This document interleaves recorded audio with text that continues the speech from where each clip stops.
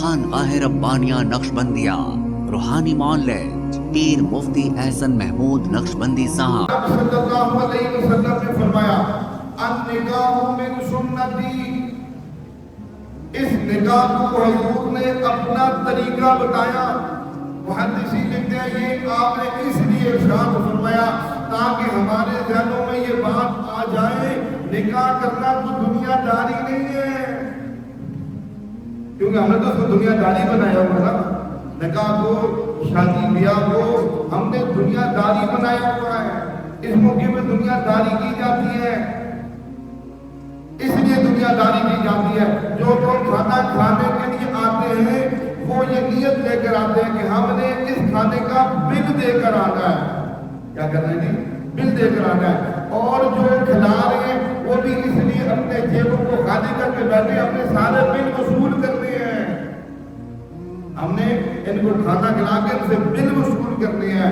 کھانا کھانے والا بھی، اب حضور نے فرمایا یہ سنت ہے، ہم نے اس کو دنیا داری بنا سکا۔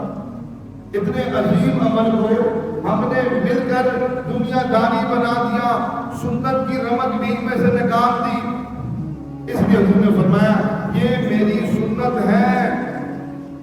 حضرت علی رضی اللہ تعالیٰ عنہ فرماتے ہیں مجھے حضور پاک صلی اللہ علیہ وسلم نے یہ بات فرمائی، فرمایا جب خیال کرنا تین چیزوں میں تاخیر نہیں کرنی، تین چیزوں میں تاخیر نہیں کرنی۔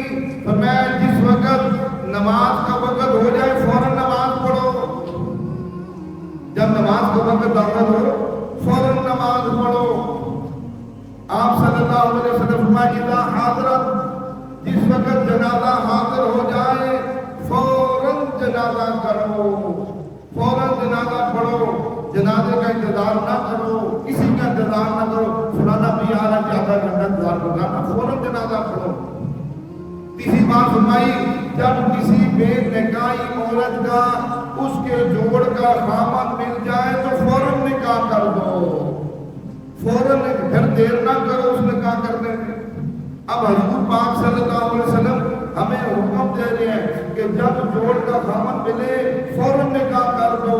اس لیے آپ نے اس کو اپنی سنت قرار دیا، اور یہ سنت اس لیے تاکہ میں اور آپ دنیا داری کو چھوڑ کر اصل سنت طریقے پہ آ جائے۔